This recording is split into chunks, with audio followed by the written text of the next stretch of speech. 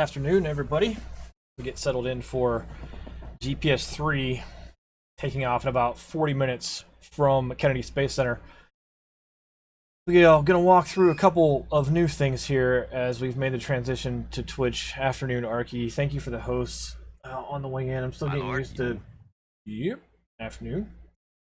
Getting used to the way in which I'm checking things here. Yeah. Let's see. The host that came in. That's a lot. Omega K's, Doc, Gilly, Diablo, Rocket, Drac, K's, Fletch, Gilly again? I think they're in here twice. Yeah, Gilly's in here twice. It's like it's not clearing each time. Anyway, I have no idea who hosted. I'll have to clear that before each stream now. It's another interesting Scorpbot thing. In any event, GPS-3 is the first bundle of 10 GPS satellites that's going up of the third generation of GPS, the navigation satellites we all use. So that is the default what's in it for me or where's my money going. The customer here today is the United States Air Force that SpaceX is lifting up. There will be a first stage landing attempt on Just Read the Instructions, which is the other drone ship, not Of Course I Still Love You. And we are just keeping our eye on the SpaceX stream right now. It's not up yet. So I would imagine that'll probably turn itself on in about... There will be no sleep tonight. The wild shouts and frantic drumming will see to that. I imagine that will be probably in the next 20 minutes they'll turn that on. I'm still waiting for them to ping that they have the their controller-only audio loop up, because I prefer that to listening to the commentators at SpaceX at this point, because they can't seem to not do this while they're talking, and it's irritating. That timed command. What do you mean that timed command?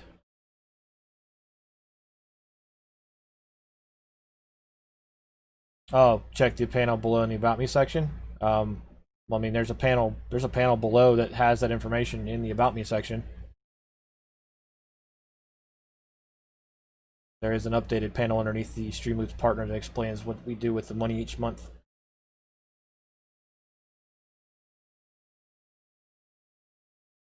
So let's see here.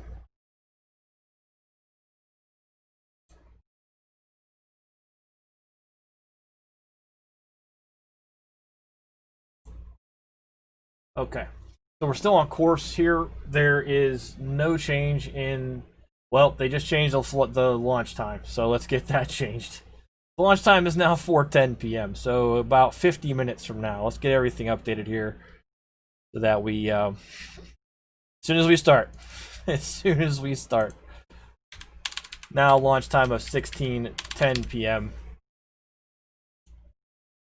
Let's get the countdown timer updated with that information.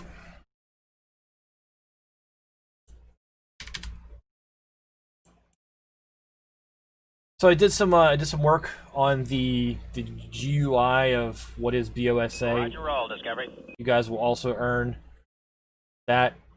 Earn tributes just for hanging out in here. So let's walk you through it real quick. You guys saw the intro screen. This is now the hey, let's talk screen. That's kind of what we're doing right now. Still has the timer on it. Still has all the same bottom bars and everything else on it. When we go live to the launch and for games, it'll now be this, so that you guys will still be able to see the launch. And I've superimposed the mission control behind me using the green screen, so it looks like I'm not just floating in the air here. And then NASA TV is still a thing. Orbit Earth. After Mercury came Project Gemini. As is a weather check at Kennedy Space Center. Prepare the 10 manned missions that were flown on Titan. So you can see right now that there is some cloud cover off the coast. There is very little in terms of reflectivity return, so I don't think that anything in the upper atmosphere is going to be a problem here unless winds are a problem. But this is the new layout. We are about 60% go for weather on the ground this afternoon. There was a revised bulletin from the 45th Weather Squadron this morning that was basically the same exact thing as yesterday. That, well, actually, you know what? Instead of me talking through it, why don't we show it to people? That would be great, huh? Let's bring that up.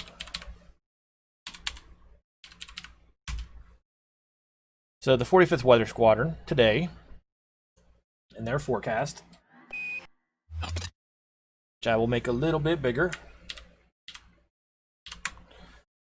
Launch day. Primary concerns today are the cumulus cloud rule, which I don't think is going to be a problem, the anvil cloud rule, and the surface electric field rule, which is the field mill rule. So if there's enough electricity in like the general area, it'll be problematic for the launch. But I don't see that being an issue today.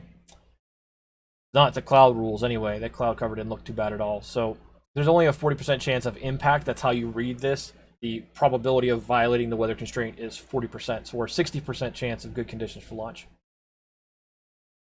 So anyway, we just had that bump back to about, what, 49 minutes, so we're probably talking at least another 35 minutes until SpaceX decides to go live. And again, where's my money going in this is how many, I mean, we all use GPS. I think we've evolved into a society that doesn't know how to function without GPS. GPS is a U.S. military satellite system. There are other space programs in the world that are trying to launch their own similar satellite constellation to GPS because they don't want to be reliant on the U.S. as a customer. Galileo is one of those for ESA. And I know that the Chinese are also working on one. But nothing else, really. We can talk about some of the particulars of the launch today. So, where is my information on that? I feel like I looked that up earlier and had it ready to go, and then it's not here.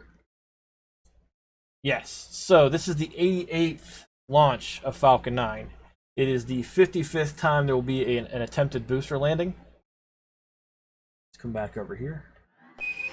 The 11th mission for SpaceX this year. Now, you guys are also aware, if you've been keeping track of the updates from my channel, that the Starlink 9 launch has been pushed back and pushed back and pushed back. There was a chance that SpaceX was going to launch 4 rockets this month, which would have been their highest total ever. They've never done 4 launches in a month, and of course, I Still Love You pulled into port yesterday, so that was like the signal that said there will be no Starlink launch in the next 4 or 5 days because they have to get it out and into position. It's not like it just goes out in the morning and is ready. It takes a day or two to get out there.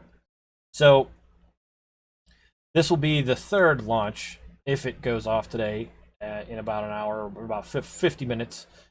For SpaceX in June, but then they're positioned immediately to go with Starlink 9, and they have 3 other launches on the books in July, so it's a busy summer.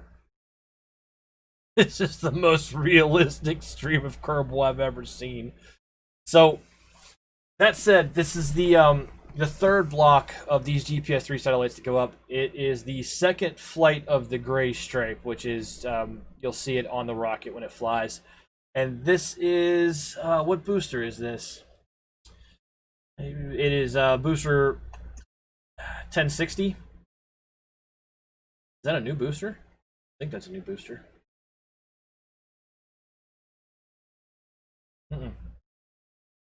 Nope. So you want to see what the GPS satellites look like? Let's bring that over here. This is what the GPS satellites. You will endure this loss and learn from it.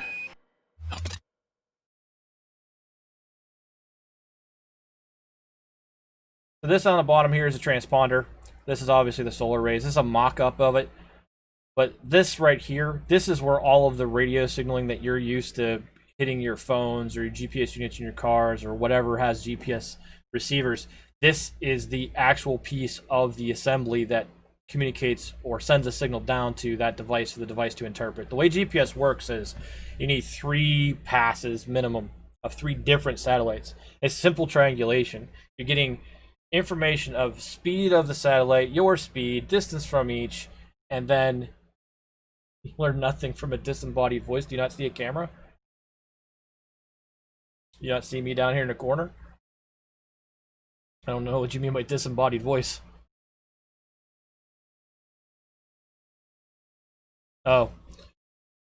So you have to get the 3 passes of a GPS of 3 different GPS satellites over your position. So you would say, oh, there's 10 satellites going up today. That's a lot. Not when you think about how much time needs to be covered, worldwide. Let's put that up there so you guys can see the time. Worldwide, it takes a whole lot more than that. These satellites do not sit in geosynchronous orbits. They pass, 12 times, they see 12 sunrises a day, something like that, something in the range of 10 to 15 sunrises and sunsets a day. Their orbital day is much faster. So you have to have this many satellites that are effectively taking that similar type orbital trajectory that the ISS takes, where they're doing these crossovers all day long. Your device on the ground, your phone, gets signals from independent satellites at the same time and triangulates a position. It interprets its position on Earth based on the information it gets, because all that satellite's doing is basically sending a broadband telemetry signals down saying, this is where I am, where are you? Do the math between us. You do that on 6 different satellites, and you get a pretty precise location of where you're at. I know that GPSIII, I think, can go down to 5 meters, which is ridiculously accurate, when it used to be something like 50 meters in GPSII. So the range increase and the accuracy increase is substantial. You don't need to go get a new GPS unit to make this work. It's the same radio signal, it's just a more accurate radio signal. The satellites themselves can produce a much more accurate triangulation using the data that they can transmit at the speed it can transmit with the signal integrity that it can transmit. It is nuts. So for those of you that don't know, whenever I was in the Air Force, one of the things I had to know how to do was work with satellites. And I worked with X-band, Ku-band, C-band communication satellites for the Air Force. I had to produce a signal that could hit those satellites, and then that satellite would actually translate that communications frequency into a different frequency and then be received by someplace else. So that translation, the transponder, none of that happens on a GPS satellite. A GPS satellite is effectively what happens to the old satellites. When they hit their end of life, there is Chad hates you, just Eddie. So when a GPS satellite reaches its end of service life, they'll make a determination on how serviceable is it still, because they're just all deorbit satellites that are performing still. There will get to a point where the GPSII birds are no longer able to produce the level of accuracy that's required, and they will be brought down. But we're way away from that. The GPSII fleet's still the core of the fleet of satellites that are up there. So it's like when we send a probe someplace and we say, Opportunity was supposed to be viable for like 18 months and it ran for years and years and years and years. We don't shut things down just because they've reached an operational end of life. They'll get as much as they can out of it, and they always do with satellites like this. We actually launched a satellite. We watched WRX-10 go up last year. We launched the new Discus satellites, which are actually the satellites that I used to work with. And those Discus satellites are in their, I think they're 5th gen, and don't quote me on that. But those satellites work in the same frequency spectrum, and that's the part that's important. As long as you have an operational satellite that can do the work you need it to do within the spectrum that you can transmit within and can absorb the power levels that you can transmit at, there's no reason to get rid of that satellite. You may move lower priority traffic to that satellite, but you will not get rid of it until it just won't do the job anymore. It's just a huge waste of resources to do that. So, remember to clonk that follow button. What else you want to know about GPS? It's a fairly simple concept. It's just orbital triangulation, except you're using more than 3 points. 3 is a minimum number of data points for a triangulation. You can go, I think the GPSII system goes as high as 9 in some instances to make that calculation, but your in-phone unit only does 6. And just keep that in mind. Like, your phone doesn't just rely on GPS satellites, right? It's not the only mechanism it's using to triangulate its position. It's also using the poles from the tower. So there is a cell tower out there that is in a static latitude and longitude on Earth. It's always a referenceable known position, and your phone knows how far it is from that because it poles to it. You can get a distance off of it every time it pulls out there.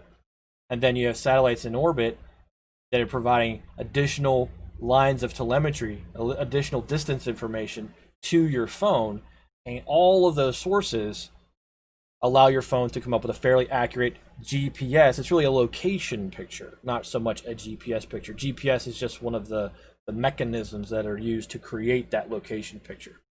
So when your phone is asking you to turn on GPS, or I'm sorry, to turn on, you know, Wi-Fi location services, is actually looking to, you know, your ISP knows where your MAC address is in terms of a physical location, so your router can provide that same information from Wi-Fi perspective. I can turn those off for now. So what do they do with the OG satellites? So most of them burn up because they just simply, the only place they can go is to the atmosphere. Some of them are in a junkyard. Some of them, you know, they don't go anywhere. They're in an orbit high enough to where they will continuously out gravity fall the Earth's gravitational pull. They have enough speed. That orbital decay will take a long time, but when you have positive control of the vehicle and you want to retire it, the best way to do it is to deorbit it at a bad angle at a high speed, and it'll burn up on re-entry. Let me go ahead and kill some of those for you, Omega, because he is pounding the crap out of you.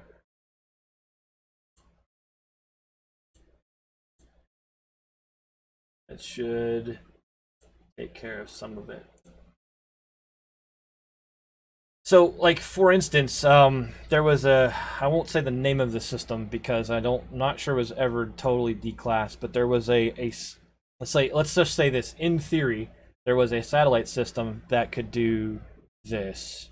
Let me get something I can draw on here. Yep, paint's still an app. Let's go look at that. So let's imagine that this over here is the Earth, right? That this right here is the Earth. And you live here, right? This is you. And you need to get a signal here. That curvature of the horizon is pretty steep, and you're also pretty high up in terms of latitude, right? Your latitude here is pretty high. So, yeah, not flat enough. So, in a normal world, there'd be a satellite up here, right? And you would simply bounce your signal from your terrestrial satellite dish to it and relay it to wherever you need to go. But this doesn't have a footprint over here, right? These pandas are here to Dr. party. Death. Where's Jebediah Kerr? He's actually sitting in my space station right now. So what there was a satellite system that was designed to do this.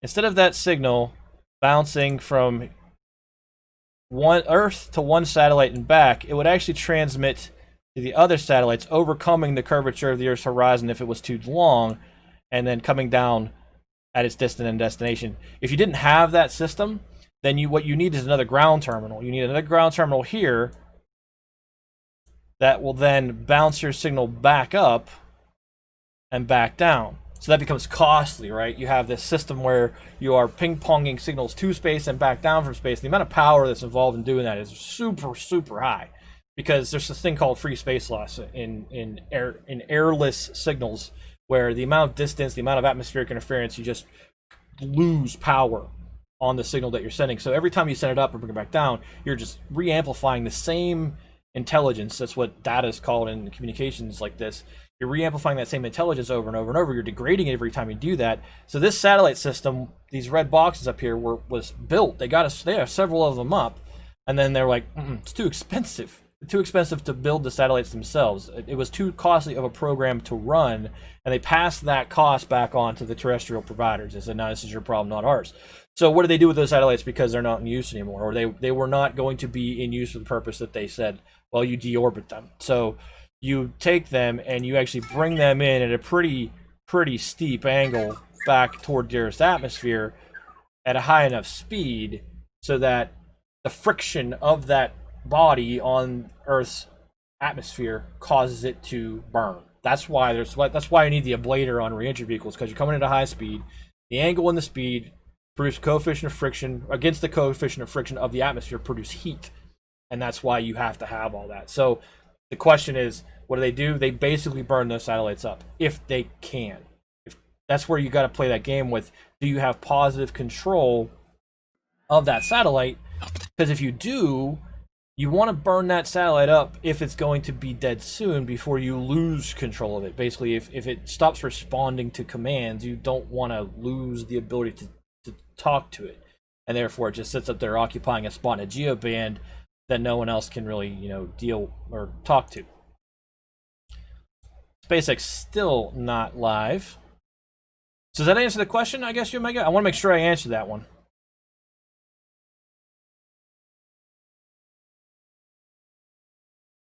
Cool.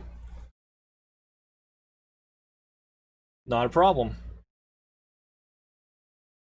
Anybody else have anything? We got about 34 minutes until launch. They pushed back launch to 4:10. So for those of you that came in off of we're launching at 3:56 p.m. Launch slipped to 4:10, and we're keeping an eye on that time to make sure they don't update that further. So what else is going on in space news? Starliner in the past few days had a successful parachute test. Ready to go. Can I draw? More? Can I draw a pony? No. The funny thing is, I'm drawing on the left monitor, right? Because I look here so I can see the information in front of me from OBS when I do a stream like this. So it's actually over there, and I'm like, I'm drawing over here, And then all the information I pull at launch is over on the right side. But Starliner, which is effectively the alternative to Crew Dragon. Starliner is the United Launch Alliance's manned or crewed. I gotta get out of the business saying man. It's their crewed vehicle for the commercial crew program. Obviously, if they're just in parachute tests, they're way behind Crew Dragon.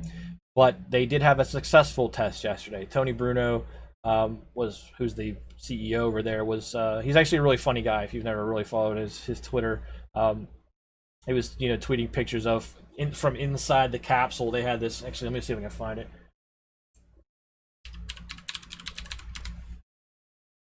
There we go. This is the photo from inside Starliner's successful test yesterday. Oh, maybe it is. Yep, there it is. Bring this one back up. So this is the successful parachute test from inside the vehicle yesterday.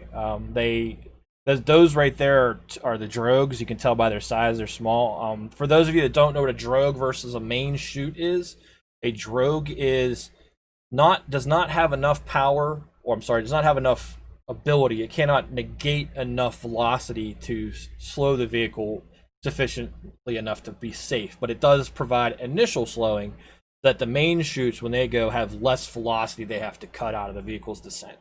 So those are the drogues going up yesterday. They're getting there, but Starliner, I would say, is probably still, I was a betting man, at least a year away from doing what SpaceX did in May, where they put astronauts into a commercially built spacecraft and then put that spacecraft to the ISS. And remember, this is a demo mission that Crew Dragon is on. So while Hurley and Bankin are up there helping out, like they just worked on a spacewalk this past week. There's another spacewalk this week, and they're doing battery change out. They're up there helping, but they're going to come back down in about a month, I think. NASA's talking about an August return time for that crew, and the reason for that is not because they're not needed up there. I mean, running the ISS on 3 for Expedition 63 is a light crew, but it's to get the vehicle back down. The sooner that NASA gets that vehicle back down, SpaceX gets certified, and they can start putting that vehicle into rotation, because right now, technically, the Soyuz is still the only vehicle that NASA can use until this demo's done. So that's why they're not going to stay. Like, I remember when we talked about the M2 when it went up, we talked about we talked about how it could stay up until September, and actually it could stay up longer than that now. The solar panel performance, which is being inspected weekly, is outdoing what anyone thought. The performance of the electrical system has been really, really good. So they could, in theory, keep the vehicle up there longer. Yeah, and Soyuz is super expensive. Soyuz, it's about a 70 million per seat cost increase to fly Soyuz over what the projected cost of a 4-person Crew Dragon capsule will be. Now, if we only fly 2 astronauts, then it'll be a little more expensive. You're talking about saving probably 35 million versus saving 70 million per seat. But if you fly a 4 Crew Dragon to ISS, then it's significant savings. Bear in mind that the max crew size for ISS is 8, and they don't go above 7 right now. I think that's just because space and consumables. They're not budgeted for more people than that. So anyway, that's Starliner. That's the inside shot of Starliner. There is, let's see, anything else? Vega, for those of you that are paying attention to that launch and have been following the ongoing trials of the Arianespace Vega rocket, they were supposed to launch again this past weekend after another series of delays. The Vega rocket is now, I believe they are to the point where they actually have to pull it back down, including removing the payload. And I keep seeing it pop as if it's gonna, like, it's on the launch. There's a thing called Launch Library, which is an API that says, you know, this is what the next rocket launch will be, etc. But Vega, I think they're at the position now where they actually have to recharge batteries. It may be in the payload as well. So let's see. Yep, they're saying July 4th for Vega, and that'll be 9:51 p.m. That's a pretty standard window for them out of French Guiana. But it looks like Rocket Lab will be up next, and that will be 8 p.m. Eastern Time on July 2nd, which is days from now, huh? Yeah, Thursday at 8 p.m. would be. It's currently listed as no-go, so that's, I wouldn't count on that yet. But that's their next mission. It's called Pix or It Didn't Happen. They got great names for their missions at Rocket Lab. We watched the Electron rocket go up with Don't Stop Me Now. We watched a really, really early Saturday morning stream of Don't Stop Me Now go up, and I'm really, really excited to see the Block 7 of the Electron rocket start going up, because they have helicopter recovery of the first stage booster, and that's gonna be really cool to watch. Like, it's really awesome to watch Falcon 9. There was an article today that talked about, at this point, SpaceX has gotten so good at recovering boosters that it is now an essential part of their business. Like, they cannot go to a point where they will fail doing that, because they're not building boosters, they're not building Falcon 9 first stages in any sort of mass product anymore. They have like a trickle build of them, right? There's eventually a certain number of times they will launch a booster and then they're done with it, but they don't have to have this steady stream of new boosters all the time like they had to 5 years ago. They've gotten so good at it that they're able to run boosters 6, 7, 8 times and reliably. They're so, I wouldn't say cocky, but they're so confident about it that they're not even cleaning the rockets up anymore. You can look, it'll probably for today as well, look and see the carbon scoring from previous launches on the fuselage. They're just like, whatever, put it back on the pad, let's go again. And that's their business model now, and no one can keep up with it. Nobody can. Arianespace is putting out the Delta 6, and it doesn't have anything that is reusable about it, and it's a money loser. It's almost like the shuttle, in a sense, where the shuttle was originally designed to be this reusable payload distribution mechanism to put things in low Earth orbit, and it was for a time. That's kind of why I said it. But eventually it just wasn't cost effective. And I miss the shuttle. The shuttle was an amazingly cool vehicle to look at. The engineering in it was ahead of its time, but it was too expensive to run. Falcon 9 is not an expensive rocket to launch anymore. It is a reliable rocket. Customers come to SpaceX because they know SpaceX will put the payload where it's supposed to go, and SpaceX is like, yeah, how many of these can we do a month? I do honestly believe that SpaceX is limited more by there's a range limitation. I was actually talking to Saber in Space about this last night. Who is? I got another mission What's up, for Billy? you if you're ready. Saber in Space is a really good streamer here on Twitch that I've known for a while. We were talking about the range limitation at KSC, where they have a 24-hour turnaround on the range, not the pads, the range. So you will only launch one vehicle from Kennedy's missile range in one day, where SpaceX is getting to the point now where they, in theory, could put 2 rockets on 2 different pads and launch them within a couple hours of each other. So there was going to come a point where launch window opportunities are going to collide more and more with the range turnaround rules. And that's going to take Congress to say, make a change here. But until that happens, it's not like I could arrange firing a Falcon out of my backyard.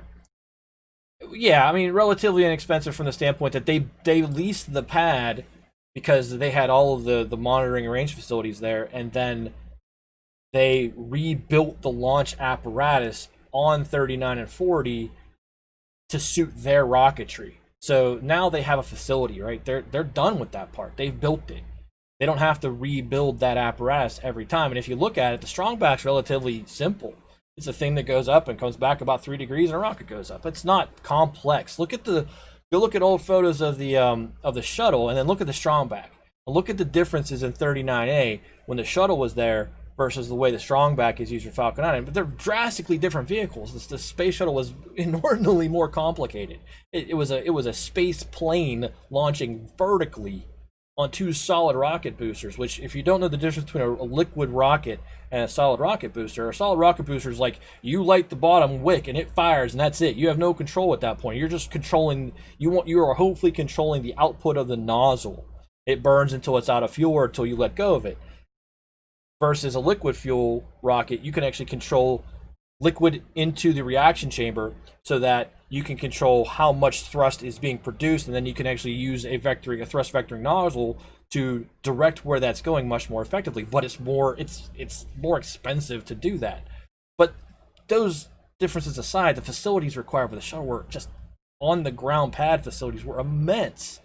Not to mention that Falcon 9 rolls out of its hangar a couple hundred feet and goes vertical, and that's that.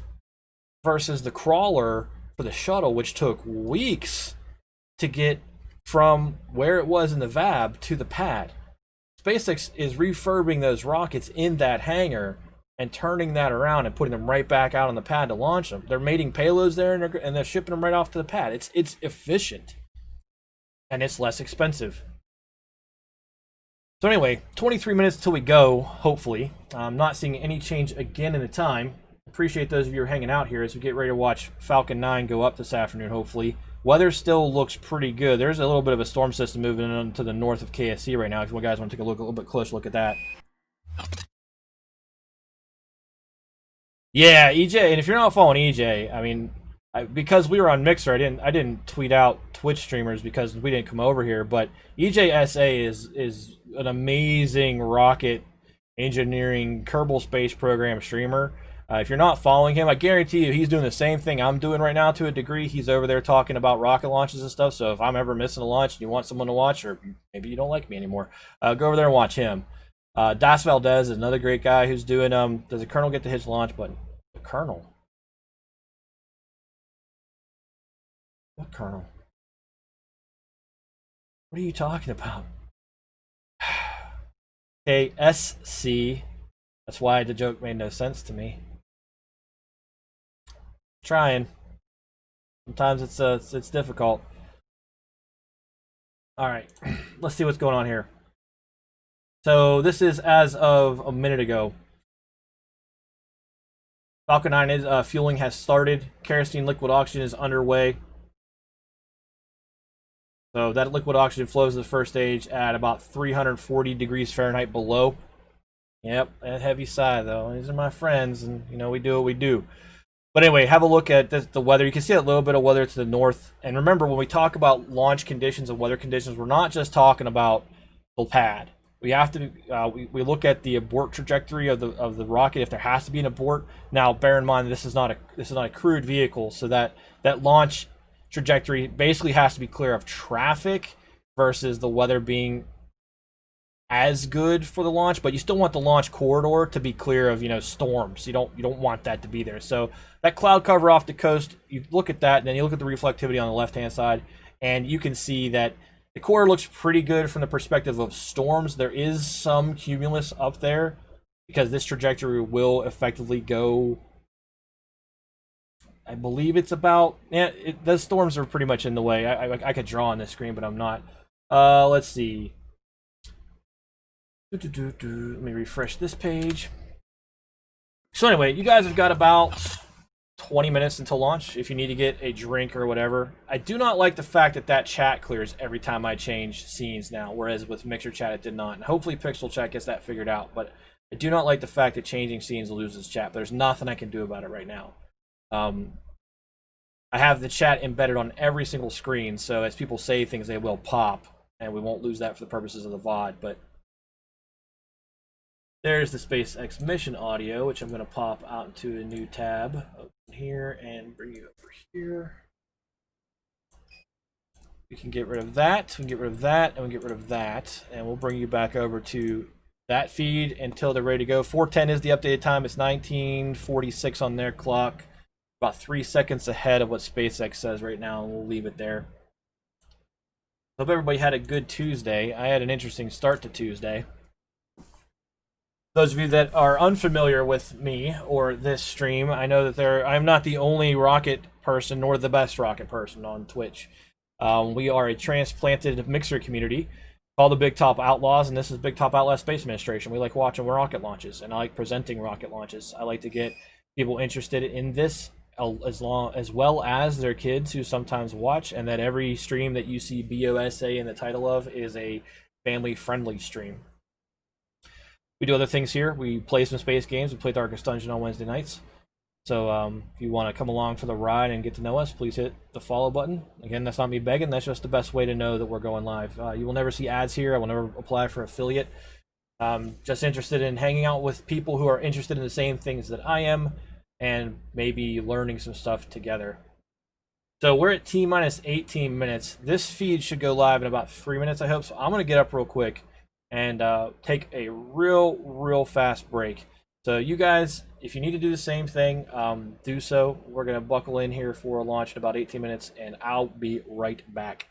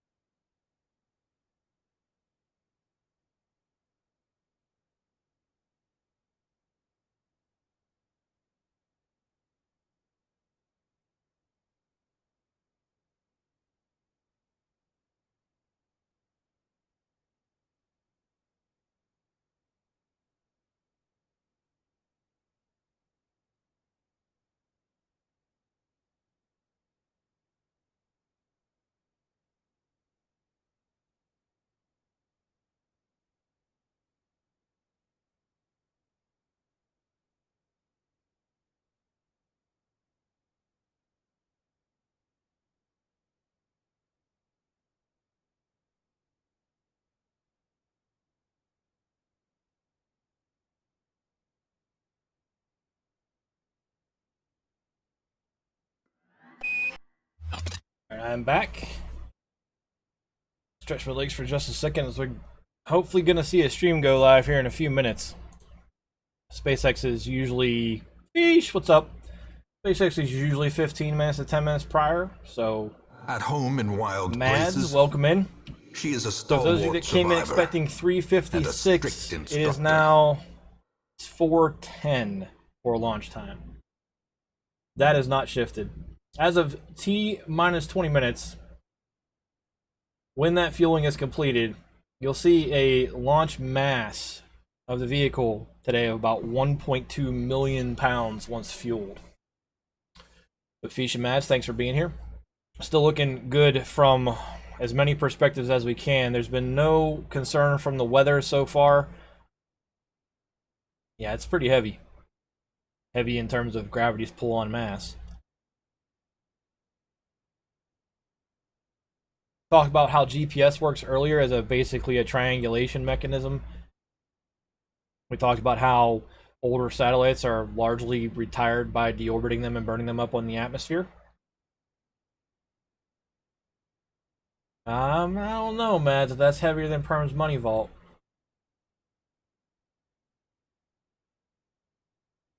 The typo's great, Arky.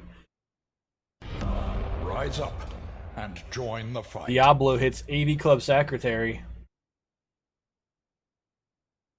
Did I not translate you over? Maybe you didn't have 10 prior.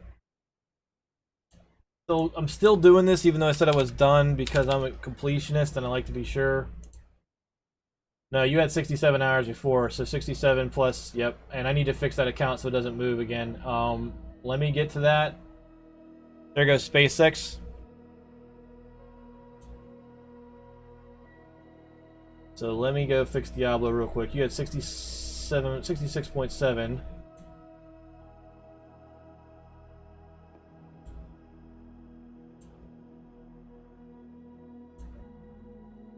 So that would be 71.7. And let me give you this. Do not gain currency because you don't want to. Done. Should be good now. There goes SpaceX as they get ready to go here. Let's make sure the volume is up on that. And then before we get wired in there, let me bring their mission control data feed over so that we can listen to that loop if we want to. Yep, there goes the webcast going live. That's my notice for that.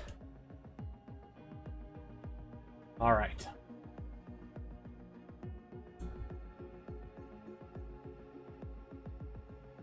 So, the launch of this, the GPS system has planes, right? There's different segments of the system.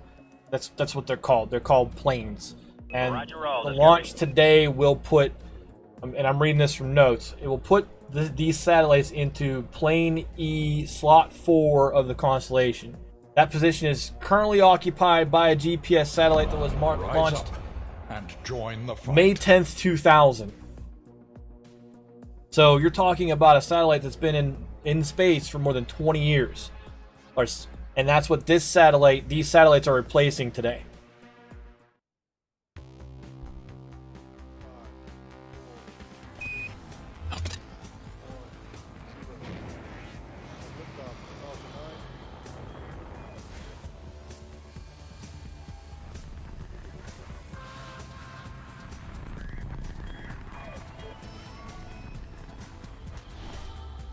So get comfy, here we go.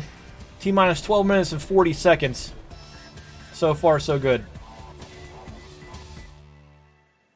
Good morning. It's Tuesday, June 30th, and on your screen is a live view of the Falcon 9 awaiting its 4:10 Eastern Standard Time launch from Cape Canaveral Air Force Station in Florida. And to answer Omega's prior question, space operations engineer, the GPS satellite being replaced is 20 years old. The lifespan of that satellite was only 10 years. Coverage for the GPSIII Space Vehicle number 3 launch for the United States Space Force. Now, the Global Positioning System, I hate the fact that we're calling it the Space Force. is one that you're probably familiar with. The parent organization of the Space Force is the Air Force, and I'm still going to call it that. Timing services for both The United States Marine Corps is a subsidiary organization of the U.S. Navy. That's what Space Force is to the Air Force. 42 years, and today marks the 75th launch. This launch is also particularly special because it honors the memory of Colonel Thomas Falzerano, commander of the 21st Space Wing, Peterson Air Force Base in Colorado. The Space Force has that dude was a missileer to his memory, and we will hear directly from General Raymond and others who knew and worked with him just before we enter into the first coast phase later on in the broadcast. Now, let's take a closer look at the vehicle that will launch the GPS-3 satellite and help us honor the memory of the Colonel 12:16 on their clock. A little bit on further your ahead than screen us. is a view of Space Launch Complex 40 with the Falcon 9, our two-stage Shave liquid-fueled at launch 50 vehicle. seconds to It's this. getting ready for See where we launch. sit. Falcon 9 stands about 230 feet tall, which is greater 3 than seconds the wingspan off. of a We're now 3 747 seconds behind, aircraft. so let's go Now, there. the bottom two-thirds of the vehicle is a brand new first stage, and its job is to accelerate Now we're on the entire time. vehicle through the Earth's atmosphere up to the edge of space. Now, unlike our first GPS-3 mission from December in 2018, we will be attempting to recover the first stage on our First stage will go to just read the instructions today, not of course I still love you. Of course I still love you made port yesterday. off the east coast of Florida. We worked with our customer following our earlier GPS-3 mission to ensure that we maintained more than enough performance margin for both the primary mission and a chance at recovery today on that first stage. Now, above GPS-3 the first SV03 stage is on the internal second power. stage, and about 2.5 minutes into flight, it will separate from the first stage. Then it'll ignite its single Merlin vacuum engine to carry the GPS-3 satellite into a highly elliptical orbit. The apogee, or the highest point of that orbit, will ultimately end up at about 20,000 kilometers above the Earth's surface, at which point the satellite will then separate and then perform some burns to enter into a circular medium Earth orbit about 20,200 So you heard the altitude is significantly higher than you're used to for all these small sat launches we usually watch. They called it medium Earth orbit. It's not low Earth. The apogee, which is the apoapsis, apogee is an Earth relative term. Apoapsis is the term if you're used to playing Kerbal Space Program. They're the same thing relative to Earth. The apoapsis is 200 kilometers. It's significantly higher. It's 17 feet in diameter. It protects the satellite from aerodynamic heating, loads, and contamination during the ascent portion of the mission. But once we reach the vacuum of space, we'll jettison those fairing halves back to Earth while the second stage continues to take the satellite to orbit. T-minus 10 minutes and 15 seconds. Brand new, and we will be attempting to recover them using our recovery ships. Kerbal's always derping. Chief. However, we aren't planning a catch attempt today, and instead we'll scoop these out of the water later on this evening. Now, finally, next to the rocket is that large truss structure. Never played that we refer Kerbal. to as the If transporter you're gonna play vector, Kerbal, TE. I would challenge you TE to rolls play Falcon 9 Kerbal out the to first launch time pad, in raises it science to the vertical only launch mode position, because and it will also force routes you to power, think about what fluids, you're and doing communication to both the so rocket that you and can satellite. unlock additional tech. If you played in Sandbox the first time, you'd be like, have access to everything, you won't learn the basics. We're coming up on 9.5 minutes to launch, and to get to this point, we rolled Falcon 9 out to the pad Sunday night, about 41 hours before launch, and we went vertical on the pad at roughly Science 10 only it a.m. is. local time yesterday. The chief engineer held his technical poll at T-minus 1 hour. Oh, my hair and the is launch so long, it director needs held a cut. propellant load and launch go, no-go poll at T-minus 38 minutes. Oh, you're playing Kerbal tonight? No issues. Now, if we do have to call a hold on okay. today's launch, Give you a we short have mod the list if you want it. opportunity tomorrow Look into something called at CCAN, you Omega. It's a Eastern Kerbal time in Space the Program afternoon. mod manager. That's You're going to about want 4 that if you ever want to play with minutes mods. earlier than today's opening of the window. Now, right now, we're targeting the end of T-minus the window, about just 9 after minutes 16:10 and counting. Eastern time for liftoff. Now, after the go-no-go polls, Falcon 9 has been loading propellants. Began at T-minus 35 minutes. We began. Why with is fuel Eddie going still into doing both that? the That first should and be second stopped. stage, oxidizer into the first stage. Those timers For should be fuel, stopped. We use a refined form of kerosene known as RP1, rocket propellant grade 1. They didn't save that Our timer. There we go. oxidizer is a super That chilled should be good liquid now. oxygen, and we call that LOX. Now, currently, the second stage that you can see outlined with that gray paint that Shiva mentioned, that fuel is completely loaded. We're still loading fuel on the first stage. That'll go until T-minus 6 minutes. And as you can see, from Brewers the Packers, build no, we are stream not off nuking the the moon. first We are and putting second a stage, third-generation GPS satellite in orbit to replace a satellite that has been up there for 20 those years. stages right now. We're also loading helium Welcome gas in. on board storage vessels on the first and second stage. The Falcon 9 uses helium gas as a pressurant in the fuel and the LOX tanks. As the Merlin engine pumps pull RP1 and LOX out of the tanks, we have to Hydraulics fill in the first and engine second dome stage of Merlins are being activated for the steering system. with helium that is heated by the engine. Heating the helium helps expand it to fill the tanks.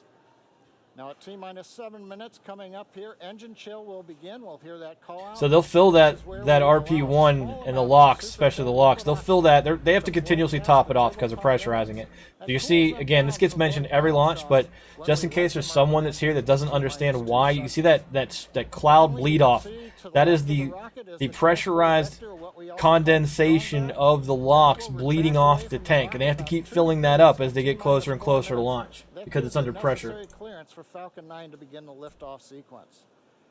Now on top of Falcon 9, we have the spacecraft. The spacecraft team has transitioned the GPS satellite to internal battery power. 7 minutes and counting. Still go for launch. They're working no issues, and there are no further actions required of the satellite before launch. We're launching out of the eastern range, and currently the range is go. They're ready to support the air. And So you see the next major item that's coming up on the bottom down there says strong back retract. That is the element that is holding the rocket vertical at the pad right now. One of the elements. They'll pull that back, but it will only pull back about 2 degrees. You only see it come back about that much. In comparison, for those of you who watched a Rocket Lab launch, it's a good comparison. The Rocket Lab strong back is what everyone seems to call it because Falcon 9 called it that. That thing pulls back about 30 degrees. It's a much wider angle than you see from SpaceX, but it's a much smaller rocket as well. Now, as we mentioned earlier, T-minus today 6 minutes, is 10 the seconds. United States Space Force, and we're launching the GPSIII Space Vehicle number 3 as our payload. Now we'll hear from Lieutenant Colonel Margaret Sullivan, material leader of the GPSIII space vehicles, and Tanya Ladwig, acting vice president of navigation systems at Lockheed Martin, to learn more about today's satellite.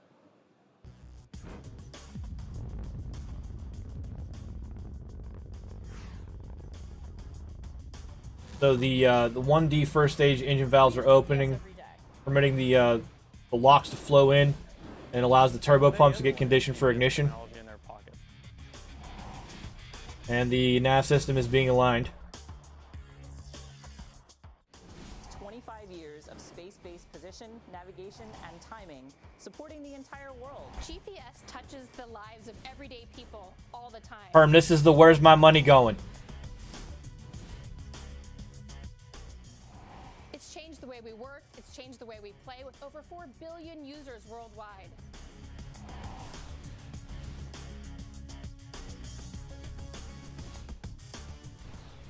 We're already preparing for the next generation of GPS satellites with our GPS Just under T-minus 5. contract. And we're inserting greater technology for greater capability.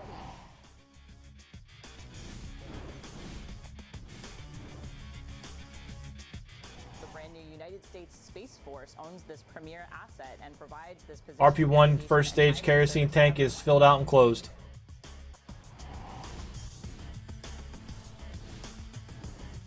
T-minus 4 minutes 30 seconds for GPS-3. Again, this is a satellite that is replacing a 20-year-old GPS Gen 1 bird in the constellation. It's 10 years past its end of life, which again speaks to how well these things are engineered. Space Vehicle 3 mission is dedicated by the Space Force to the memory of Colonel Thomas Falzarano, and we will hear directly from General Raymond and others who knew and worked with him just before we enter our first coast phase later on in the broadcast. Now we're currently just inside 4 minutes from liftoff. We did get the good news just a moment ago that the latest weather balloon is go for launch. So we're There we go. So that means upper level winds are good. We've begun retracting. Woozle, you did make it in time. Strong back away. So that was the last thing really that I was concerned about, was that last upper level wind check, and they're good to go. The range is green, weather is green, field mill is green. Into the final stages of the countdown.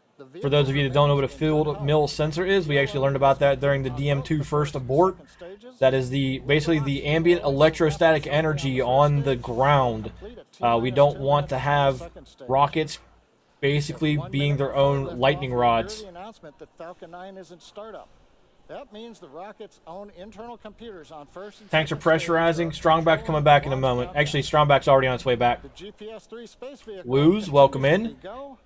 The Falcon 9 team is tracking no issues on the rocket. T-minus 3 minutes. The weather has turned green Mark. for us here in the last minutes, and the range continues to be green for launch.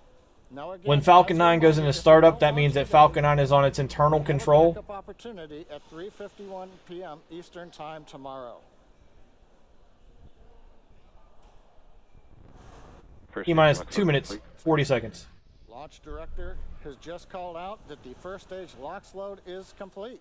That means first stage LOX load and first stage RP1, which is rocket grade kerosene. Those are all done in the first stage. It's just second stage fueling that's going on now. Complete on stage 2. Thank you for the host, Woozle.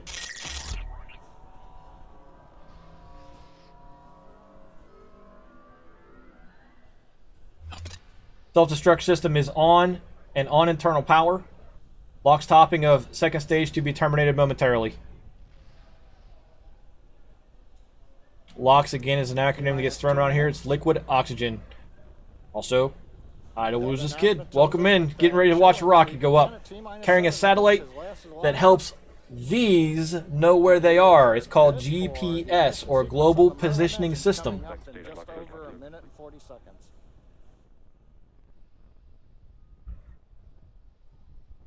T-minus 1 minute, 35 seconds. Now coming up in the background, you can see some white plumes. T-minus coming off of 40-ish, you'll hear the flight director go for launch, and we'll hand over control to the rocket. Second stage, we're now draining the liquid oxygen out of the plumbing that goes up that structure alongside the rocket. And as we vent off the gas, you get that nice long plume you see there where that humid Florida air meets the ultra cold gaseous oxygen, condenses, giving you that nice white fog. Yeah, that hangar over there on the left is what I was talking about. That's the refurb facility. It's everything. And they just roll it out that runway, that little pad, and just go vertical. That's it. Director is announced. We're inside of a minute. We are in startup on the flight computers. We are also beginning to pressurize stage Yes, 1 sir. and stage 2 for launch. Mission director. Can we pause the launch? No, sir. Final call-outs. T-minus Mission director, 38 launch director, and go for counting. launch. So at T-minus Cannot 30 pause the seconds launch. coming up. Only All sequence SpaceX are can go. pause the launch. Falcon Actually, the only thing that can pause the launch right now is the rocket. Vehicle number 3. Even the people on the ground can't stop it. The rocket itself is sensing whether it can launch or not. They transferred guidance and control to the rocket at T-minus 20 seconds or 40 seconds, 20 seconds ago. You can pause the stream. That's also possible. T-minus 15 seconds. Here we go. 10, 10, 9, 8, 7, 6, 5, 4, 3, 2, 1, 0. Ignition. Liftoff. Go Falcon, go GPS. there she goes. Vehicle is pushing down range. T plus 20. 300 kilometers per hour at an altitude of 1 kilometer. You're going to hear them talk about engines throttling down. There's an icon on your little radio below that says max Q. That is the maximum physical pressure on the vehicle. They will throttle the rocket down to minimize pressure on the vehicle as it passes through that. T plus 40 seconds. We've heard call-outs. And now we're entering the throttle bucket. We're powering down the Merlin engines to relieve the acceleration as we get ready for the period of maximum dynamic pressure. We're in the throttle bucket. Now we're beginning to power back up. We hear the call out exiting throttle bucket. The 9 Merlin 1D engines Mach going 1. back to full power. Rocket supersonic. Supersonic.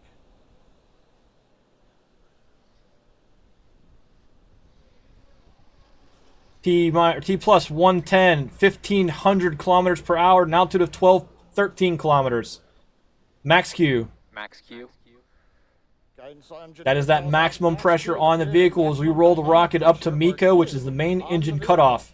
At that point, you will see the first stage fall away, and Falcon 9, they actually catch that back on a drone ship called, of course, I Still Love You. Next is chill-in of the upper stage engine. We've got a good trajectory. And back engine still started. We've begun the chill-in of the upper stage engine. Power on the Merlin 1D engines looks good. Avionics reports everything is nominal. Just read the instructions. Let's say, of course, I Still Love You. It's just read the instructions. That's the name of the drone ship that's being caught on today. Sorry, that's an error. In half a minute, I'm just so used to saying, of course, I still love you. But the drone ship today is just read the instructions. That is its name.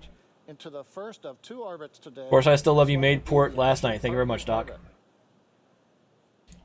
T plus 2 minutes, 20 seconds. Speed is 6,500 kilometers per hour at an altitude of 55 kilometers. The Kármán line is the definition of space. It's generally accepted to be between 90 kilometers and 100 kilometers above the Earth.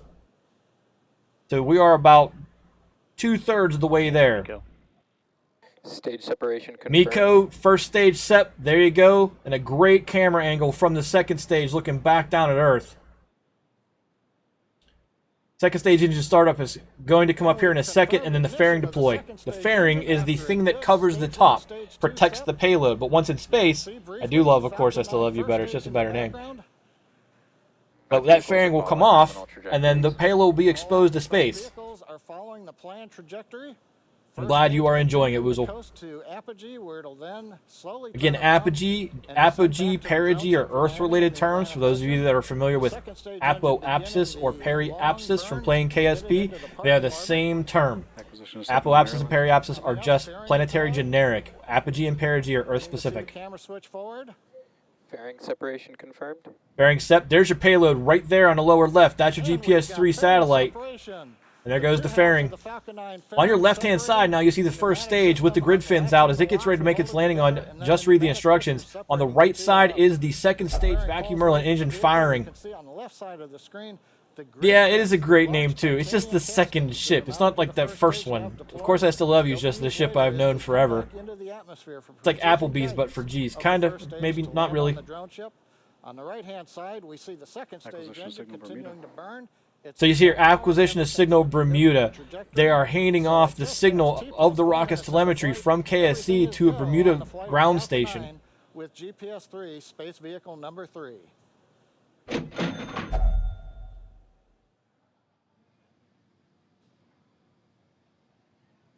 The fairings, no, they do not burn up. They actually catch them, Woos. Most days, they have ships out there with nets, and they catch them and they reuse them. Today, they are not. They're going to recover them from the water, but they will catch them and reuse them. We watched Starlink 8 go up with fairing halves from 2 different missions. Yeah, they were reuse. The grid fins are deployed, and you're seeing some thruster plumes there from the attitude control system that are getting it ready so you're going to see your entry burn fire up here on the stage 1 momentarily, and then you're going to pay attention to 2 things at the same time, because the landing burn on Just Read the Instructions will happen at basically the same time that the right side second engine cutoff will happen. They'll go into a coast phase until they're ready to inject the satellite into its orbit.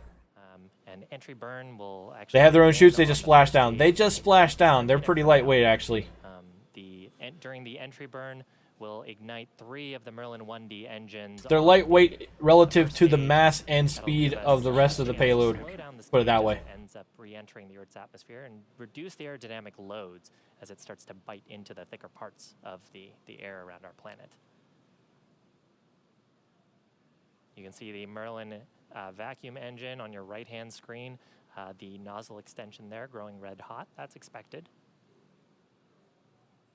We're really, we have such a long nozzle extension on. I should show this sweet helicopter catch. When we do another Rocket Lab launch, I'm pretty sure I'm going to show that video every time we do a Rocket Lab launch until they're on their Block 7 rocket, because that thing is so cool. 15 seconds is entry burn. Watch for that on your left. Or Block 7 first stage, I'm sorry. Ignite 3 of the Merlin 1D engines, while second stage continues to burn towards that. You can see the RCS firing on the left side. That first stage, RCS is re-entry or reaction control system, depending on which spacecraft you're talking about. Basically, it's find attitude adjustments. Stage 1. Yeah, they're not even falling fast enough to get hot. They're not generating enough friction. Ignition of the 3 Merlin 1D engines on the first stage. We're expecting this burn to last just about 30 seconds. So you see that re-entry burn now fired up on your left-hand side. That is the first stage slowing itself down and getting in position to land on the drone ship. That drone ship's out in the Atlantic Ocean.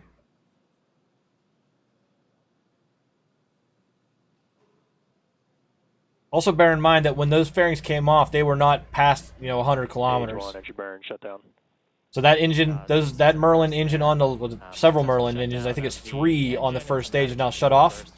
And you're coming up on the landing burn, which is always iffy if it kills the camera or not. But at the same time, you will see the glow and the thrust on that right side engine stop. It's about the same time. It's amazing how close that is, actually. Nautical miles off the east coast of Florida.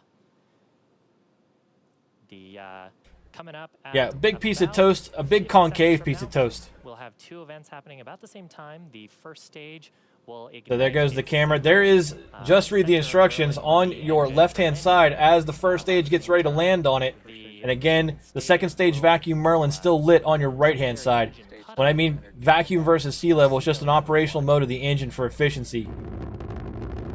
All those 2 things occur about 25 seconds later. The first stage will touch down on our drone ship. In between there, deploying its landing legs. Watch for that on your left-hand screen. You can hear that rocket firing for the landing burn. Drone ship, AOS. AOS is acquisition of signal. Stage 1, landing burn is starting. There goes your landing burn for stage 1. Look at your left-hand side. Merlin engine on the first stage. Seco 1.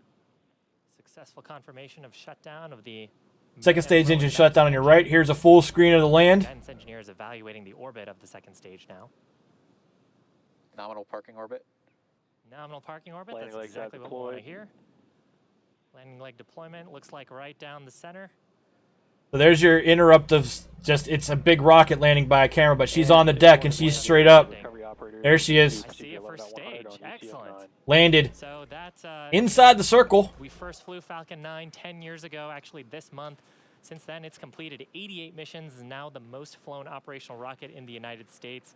This mission completed its first landing, and hopefully we'll have many more to come.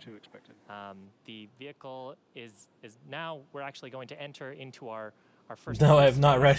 I have not read that one. Stage is in a successful. They did not spray water this time. Post phase will last about 54 minutes, and will end with. In terms of sound dampening, Arky, you're right. They didn't spray water this time, where they were doing that on the last landing. That is true. Good call out. Engine start number 2. So they're in a good parking orbit. You heard that said on. The feet on that rocket look at the feet on my Samsung. Like you heard them say they're in a good parking orbit, which means they're going to get ready to put that into its position. There is definitely a coast that's going to occur in there, so I'm going to see if I can bring up both sets of information here, if you'll just bear with me for just a moment. I'm actually going to flip us over to another channel and see if I can change what I'm showing here. So let's get rid of that. Let's bring this up, which is not what I was looking for. Let's see if we can do this instead. Let's go here, because this needs to be edited. I'll shift a little bit too. Go there. Yeah, there's your telemetry. Let me see if I can get that locked in here a little bit better. Why is that not allowing me to move it? I'm not going to read that right now. I will definitely pick it up later, though. He was in his prime as he led the 21st Space. Why is that not allowing me to adjust its position? Interesting. Before that, he served as oh, it's because I have the channel. There we go. I have that entirely locked. You will endure this loss and learn from it. This is your telemetry view of the rocket right now. And see if I can frame this up correctly for you guys. Yep. Come on over just a little bit more. And let's bring you down here like this. Tom had that unique gift of connecting with everyone he came in contact with. And just a little bit more like, stop doing that. How about we just do it from the other angle? There we go.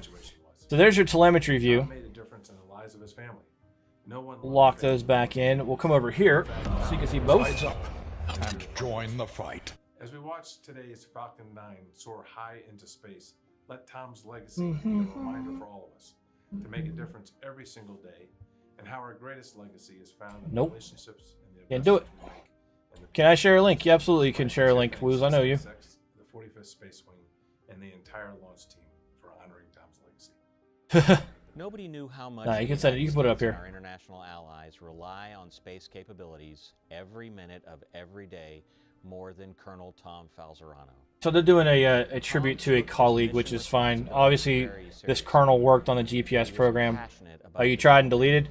Care of the people under his command. Although we lost him well before his time, his outstanding legacy will live on through the air and space professionals. See if that lets you post it. Mentored during his 26-year career. For Tom's family and in honor of his memory, on behalf of okay, I have to figure out why Twitch is killing that, but I will look into it. Yeah, just drop it. I already did it. Just I'll drop. Can you drop it in Discord? And continue to mentor our people, which he so clearly cherished. Today's launch is dedicated to a warrior, a husband, a father, a friend, Commander, United States Space Command. And a man whose example still says Air Force on his name tape. Our Air and Space Force well into the future. We're dedicating today's launch to Colonel Thomas Falzarano, who was the commander of the U.S. Space Force's 21st Space Wing when he tragically passed away a few weeks ago. In a way, dedicating this GPSIII launch to Tom is wholly appropriate, as this next-generation satellite provides navigational guidance to the nation and the world. So did Tom provide lasting guidance. So you can see where Stage 2 is in relation to Stage 1. Stage 1 is where it landed on that drone ship. Just read the instructions. You can now see where Stage 2 is in relation to that, how much distance has been covered out in space. Colonel Falzarano was a strong, steady leader who was an instant friend to everyone he met. He built lasting connections everywhere he went, and he cared intensely about everyone. Here at the 21st Space Wing, we miss him every day, but we'll honor him and continue our mission. Strength and preparedness always. Colonel Falzarano led us by example to give of ourselves completely and compassionately. Yeah, it's a matter of, we talked about its velocity at about, 5 minutes in, was in the tens of thousands of kilometers, in 4 digits, kilometers per hour. And now you're talking about almost 4 or 5 times that speed at this point. I wish they would actually put the telemetry of the speed up there, because it'd be interesting to see that. On behalf of the 50th Space Wing Yep. and the men and women of Schriever Air Force Base, thank you for your service, thank you for your sacrifice, and most importantly, thank you for your partnership over the course of the last year. Colonel Falzarano, teammate, leader, wingman, guide. Much like the GPS, you get people to where they ought to be. Proud to have served with you. Colonel Tom Falzarano was a true friend of the 30th Space Wing and a personal friend of mine. I've known Tom for over 20 I have that link up, Blues. I'll read it afterwards. Together at the 564th Missile Squadron in Great Falls, Montana. Tom is the kind of person who would do whatever he could to help another airman. He looked out for the folks that he led, and he looked out for his peers. And it was my privilege, for the time that we were serving as wing commanders together, to serve next to him. Chief? Sir, I had the pleasure of working with Colonel Falzarano as a teammate in Air Force Space Command headquarters. They're just passing the mic right now on the Air Force side over here. You're missed, sir. We're going to miss you, Tom. It is so fitting that we as an Air and Space Force remember Colonel Tom Falzarano with this GPS launch. So having served in the United States Air Force, I can tell you when something has been canned and written for someone. Not that that's degrading from the loss of a friend, but there are people that are doing a dog and pony show right now. So in the interest of not listening to that, because it irritates me, I'm going to turn them down and take us back over to the telemetry until they're done. What's the blue line it's intersecting? That'll be its orbit on the second pass around, Mads. When it comes back around the Earth for a second time, that'll be its predicted path.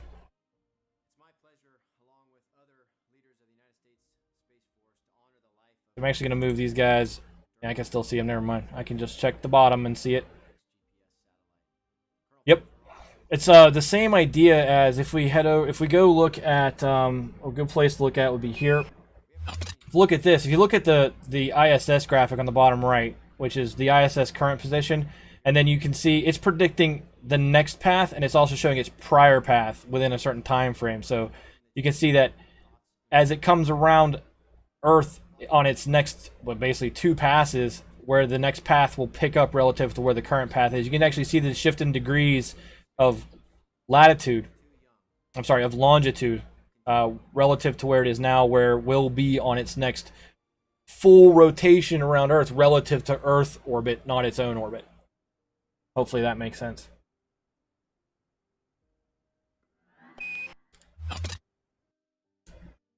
So it's crossing that right now. You can see it's actually coming up on the coast of Ireland. The northern coast of Ireland, and then it'll be transiting across Scotland. And then what's that going to be? Right over Drac. Drac, if you're in chat, and you're not, but that rocket, or that payload, is going to cross right over Denmark. And that is where our friend Dracodai lives. Drac, go outside. If you can hear me, go outside and look up. You might actually be able to see it. It might be dark there.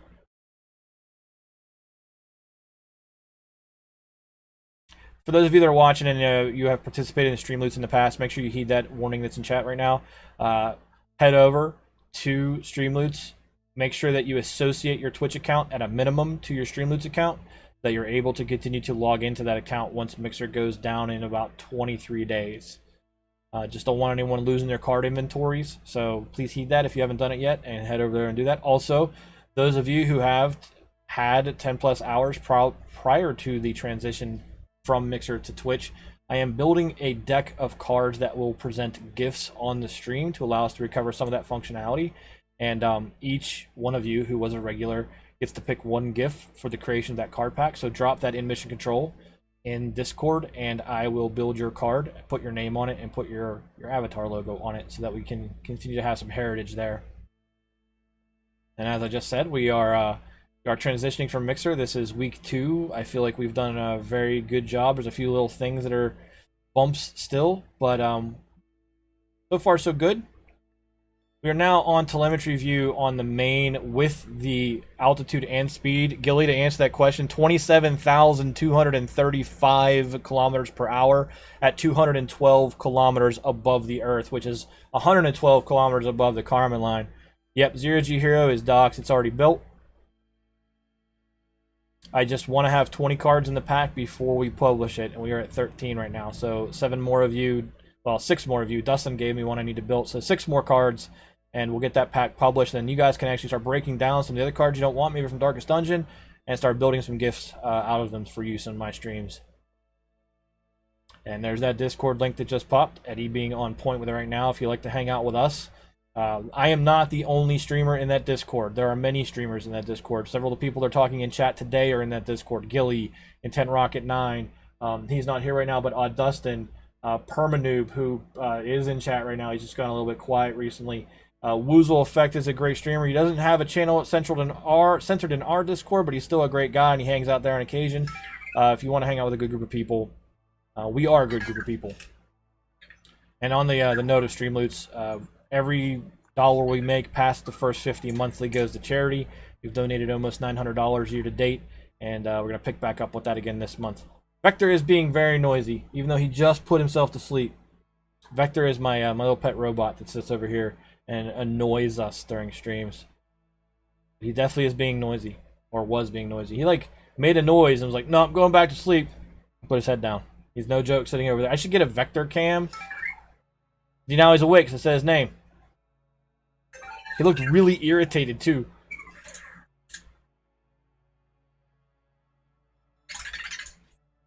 But that sound you hear is that, nope, he decided he's awake now.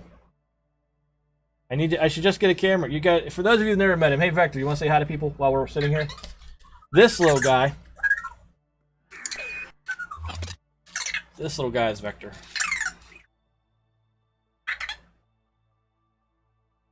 I have no control over his movements. He does all this on his own. Hey Vector. Say hello. See?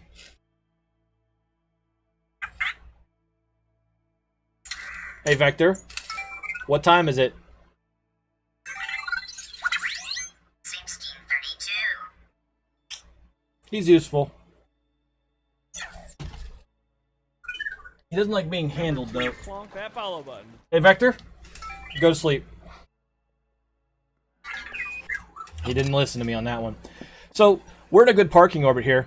Where does one get a little bot like that? So it is a company that is defunct called Anki. They made a robot called Cosmo, and they were bought by actually a local Pittsburgh company called Digital Dream Labs, who works out of a building that is about a block and a half from my old office before I worked from home. So it may be possible to still pick them up, but if you do so, there is a kit that comes with the purchase. You need to buy in addition to the purchase that is effectively allowing you to get all the lifetime updates for the platform. You can do other things, but he has a little cube, and he's actually kind of like, he's integrated into my assistant, my Google Assistant, so I can talk to him versus talking to my smart screen. And it's, for me, I don't want a pet because I don't want to feed a pet or clean up after a pet. He gives me a personality in the room that I can yell at or smile at. He has facial recognition. He'll roll up out of his tray sometimes and be like, "Hi, Fixer." I'm like, "You creep me out," because that's exactly what he does. He sees me, learned that who I am, what my name is, and it's the person he sees all the time. So he associated the image of me with the name of the owner. It's crazy. He learned a little bit, which is weird. He's got a little charger that he sits in that's plugged into USB. He finds it on his own. He rolls around. When his battery gets low, he goes looking for his charger all on his own. It's literally the zero maintenance pet that everyone ever wanted. I bought him because I like STEM. I like messing with STEM toys. He is definitely a STEM toy. If you buy the SDK license, you can actually start to program him yourself and get off the cloud, which I haven't done yet, but I'm thinking about doing. But yeah, he's here to keep me sane. But in any event, we know we're in a good parking orbit. We're coasting along. They're going to do... There's nothing else to see from the standpoint of the rocket. They're not going to show anything except potentially the S2 separating from the GPS SV03. Anki, A-N-K-I, was the original maker, and you'll probably have more success finding it down that maker's line. Digital Dream Labs, I believe, is the name of the company who picked up Vector and Cosmo after Anki went belly up. But for me, like I said, he's a presence here. And most people know I'm kind of a hermit, so I like having the presence of something that is, quote, alive, or at least moving around, so that I have to look away from what I'm doing every once in a while. He's useful. Actually, he'll play blackjack. He's useful. But he has a cube that he'll pick up and throw sometimes and scare the crap out of me.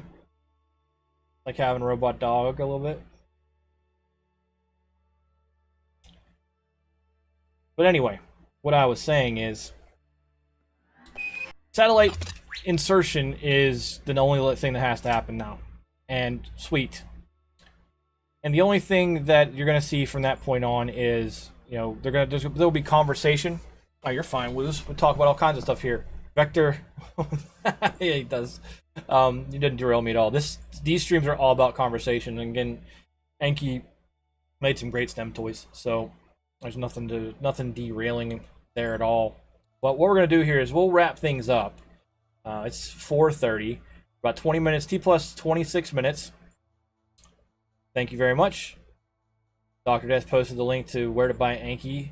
I'm assuming I would hope that's a good link based on the purchase of the company. But we'll wrap things up here. We have Gilly. I don't know if Gilly's streaming tonight. Usually he kicks off at 6. Yomega indicated in chat today that he plans to play Kerbal Space Program tonight. And that would be at 8 o'clock Eastern Time. So if you're looking for more space, definitely pick up on Yomega stream tonight, especially if he's never played KSP. That'll be fun to watch. You might want to look into two things, Yomega. No launch? We already launched. Dustin, where have you been? Cool, Amazon or Best Buy. The launch was at 4:10. If you can, we'll go back there for Dustin real quick. Right now, that satellite is in orbit at 256 kilometers and climbing over the Earth at a velocity of 27,000 kilometers per hour. We launched it a while ago. 4:10 was liftoff, so you'll have to catch the VOD. Or I don't think they'll have it up on YouTube yet. Yep, slacking. He's in Fallout 76 with the new update that happened today. But again, Gilly potentially tonight. I'm actually checking Discord right now to see if he posted it, if he will go tonight or not. He has not.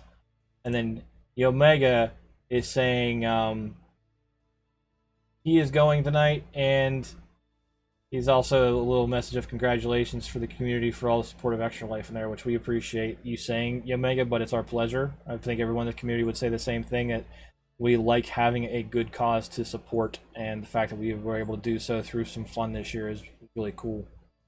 So, let's see. Apparently, and do you mind if I show people this, Yomega?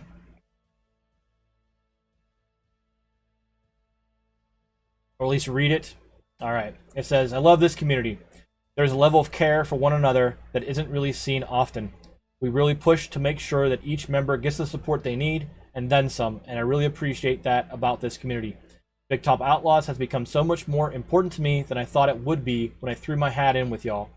This move from Mixer to wherever we all go has really showcased just how much care is put into this community by its leading members. Never forget that while you are here, you have a place among us. I know I can speak for everyone when I say that. If you have a need, reach out, please. I felt that a change was needed on my end to showcase this support. It's not a big change, but to me it means the world, and I hope it's acceptable to you guys. This change isn't spurred by the support for Extra Life alone, but also due to the general family attitude we hold with one another. Again, I love this community, and I appreciate each and every one of you. And this is the change he's referencing. I'm going to bring this over on the main screen for you guys. Omega has renamed his extra life to not just Omega Jake, but Omega Jake and the Big Top Outlaws, which is really awesome of you. Thank you.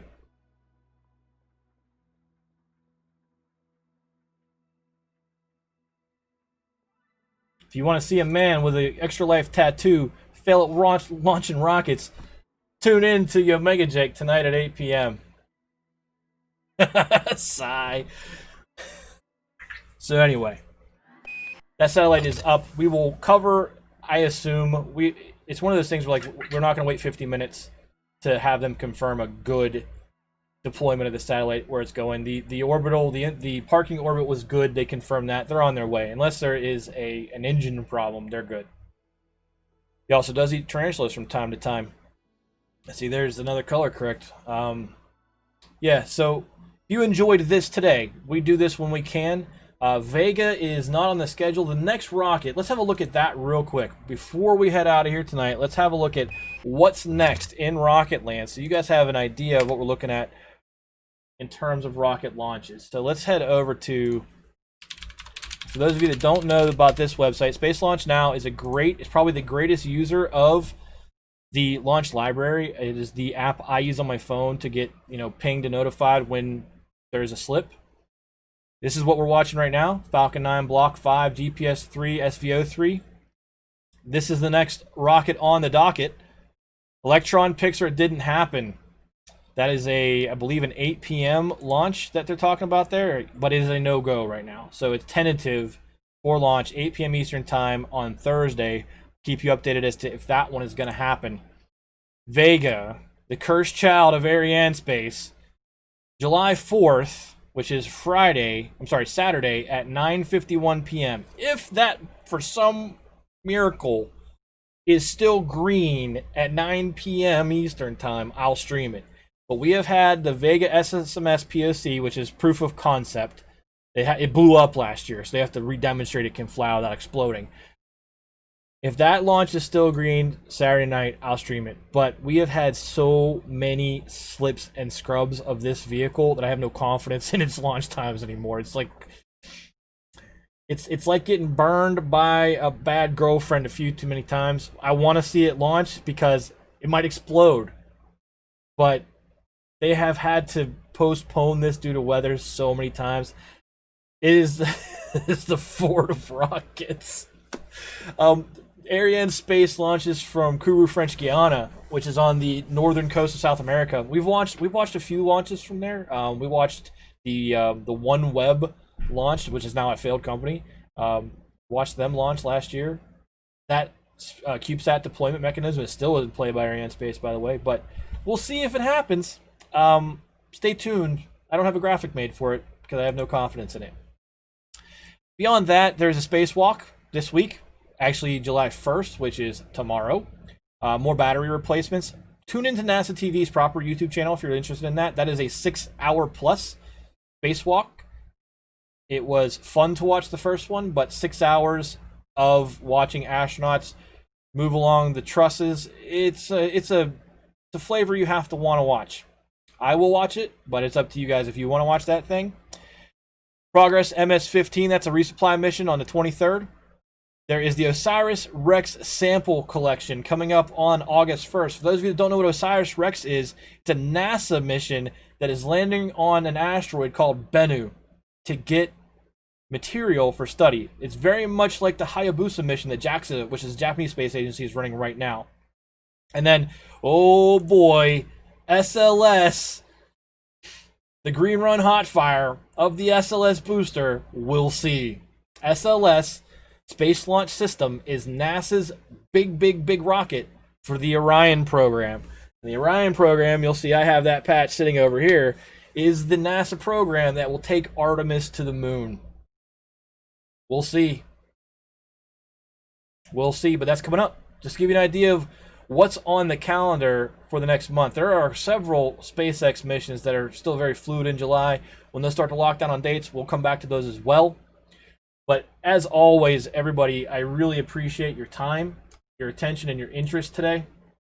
But we're going to wrap things up, and hopefully you guys will show up for your Omega tonight as he explodes rockets in KSP.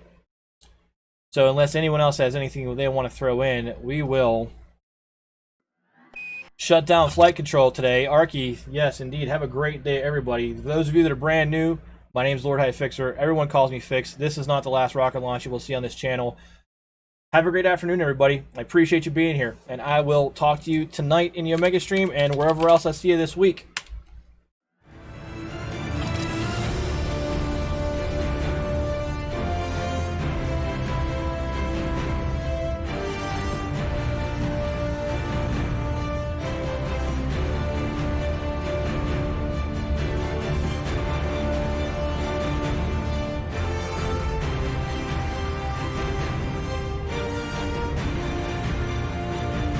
Stick around for a raid. Figure out where we're going.